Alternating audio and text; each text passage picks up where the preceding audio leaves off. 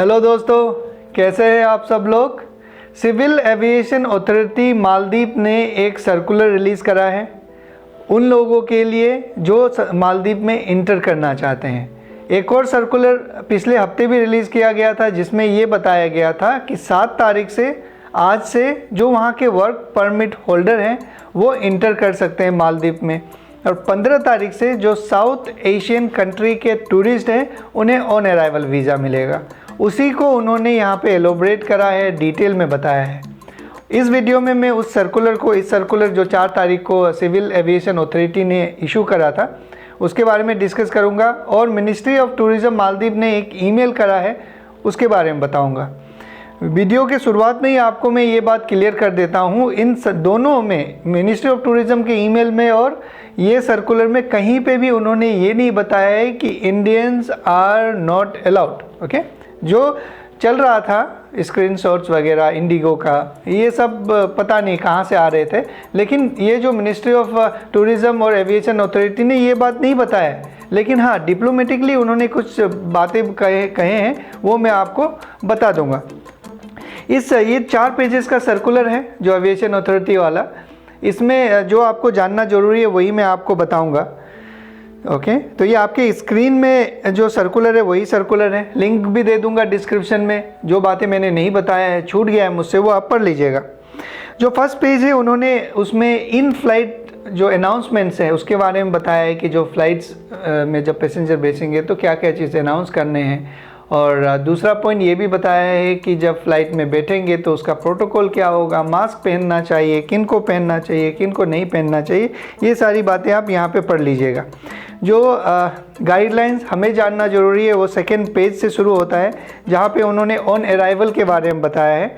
On arrival के बारे में बताया है कि जो भी टूरिस्ट हैं उन्हें ऑन अराइवल वीज़ा मिलेगा और उनको होटल बुकिंग का कंफर्मेशन होना पड़ेगा। ओके, ये जब मैं आपको बता रहा हूँ तो एक सीक्वेंस में बता रहा हूँ, जो भी इंडिया से मालदीव जो गाइडलाइंस है आप उसी हिसाब से सोचिएगा, नहीं तो कंफ्यूज हो जाएंगे।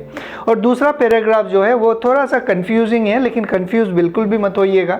ये जो दूसरा पैराग्राफ है उसमें इन्होंने कितने तारीख का, 13 मई 2021 को जो उन्होंने सस्पेंड करा था उसके बारे में बताया है। इसमें कहीं ये नहीं बताया है कि ये 15 तारीख से फिर से बंद हो जाएगा। ओके, कंफ्यूज मत होइए, क्योंकि अगर आप नीचे पढ़ेंगे गाइडलाइंस को तो आपको क्लियर हो जाएगा कि ये 13 मई का जो सर्कुलर है उसके बारे में बता रहा है। अब नीचे इन्होंने बताया है कि कौन कौन से कैटेगरी के लोगों को वो अलाउ करेंगे। इसमें पहला, ऑल टूरिस्ट, जितने भी टूरिस्ट हैं उनको, स्पेशल वीज़ा होल्डर्स और business visa, diplomats, okay, Maldives के जो वर्क वीज़ा होल्डर है, क्रू ऑफ शिप जो सीमेंस हैं, उन लोगों को अलाउ करेंगे। ओके, कौन कौन से वीज़ा कैटेगरी, कौन कौन से टूरिस्ट को अलाउ करेंगे ये तो क्लियर हो गया, ऑल टूरिस्ट को। अब नीचे इन्होंने बताया है कि जो भी लोग साउथ एशियन कंट्री से आ रहे हैं, कंट्री भी यहाँ पे डिफाइन कर दिया है इन्होंने, अफगानिस्तान, पाकिस्तान, ओके, इंडिया, नेपाल, भूटान और श्रीलंका, इन कंट्रीज से जो भी लोग आ रहे हैं उन्हें मालदीव आने के 48 से 72 आवर्स के बीच में और एक कोविड PCR टेस्ट करवाना पड़ेगा। ओके, ये बताया। नीचे 3.2.4 में इन्होंने ये बताया कि जो भी बच्चे 1 साल से कम उम्र के हैं उनको कोविड PCR टेस्ट की ज़रूरत नहीं है। ये है इंडिया से मालदीव के लिए। अब जब मालदीव से आप सऊदी अरेबिया जा रहे होंगे तो 8 साल से कम उम्र वालों को नहीं चाहिए। ठीक है, ये इसमें नहीं लिखा हुआ है लेकिन मैं आपको बता दे रहा हूँ। अब 3.2.5 में इन्होंने ये बताया है कि जो ट्रैवल करेंगे टूरिस्ट, उन्हें मालदीव के फ़्लाइट के डिपार्चर के मैक्सिमम 96 आवर पहले कोविड PCR टेस्ट करवाना पड़ेगा। जैसे आप इंडिया से ट्रैवल कर रहे हैं तो मैक्सिमम आपके फ़्लाइट के डिपार्चर के जो टाइम है उससे मैक्सिमम 96 आवर्स आप पहले करवा सकते हैं कोविड PCR का टेस्ट।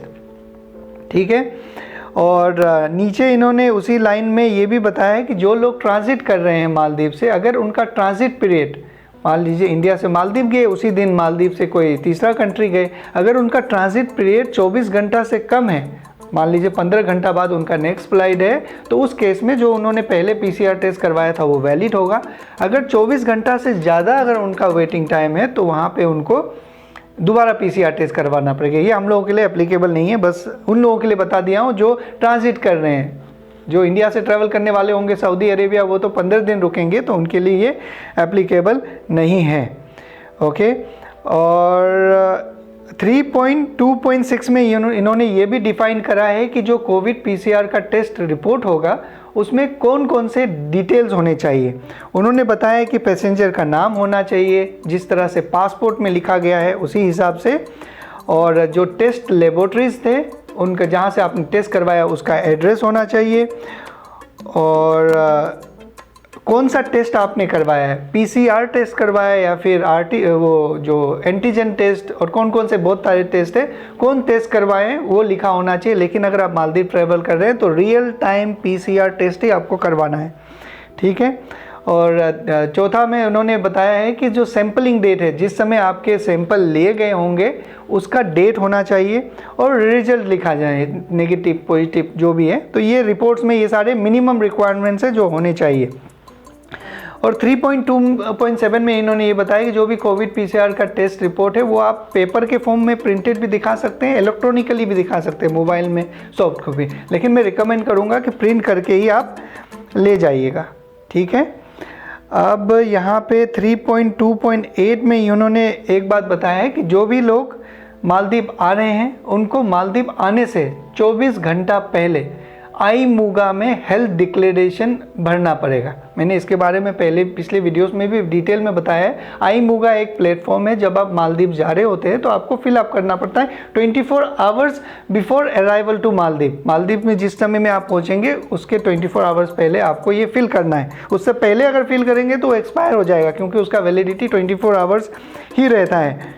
ओके, अब इन्होंने 3.2.9 में बताया है कि ओके, ये all arriving passengers if you have fever, अच्छा जिनको अगर फीवर है, कुछ भी सिम्टम्स है, तो वो डायरेक्टली एयरपोर्ट्स में कुछ हेल्थ काउंटर्स होंगे उनको रिपोर्ट करने के लिए उन्होंने बताया है, ठीक है।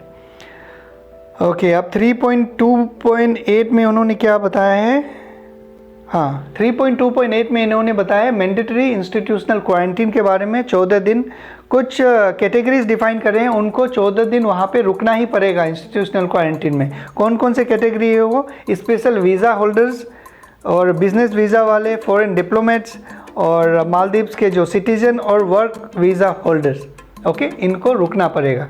और जो बाकी लोग आ रहे हैं साउथ एशियन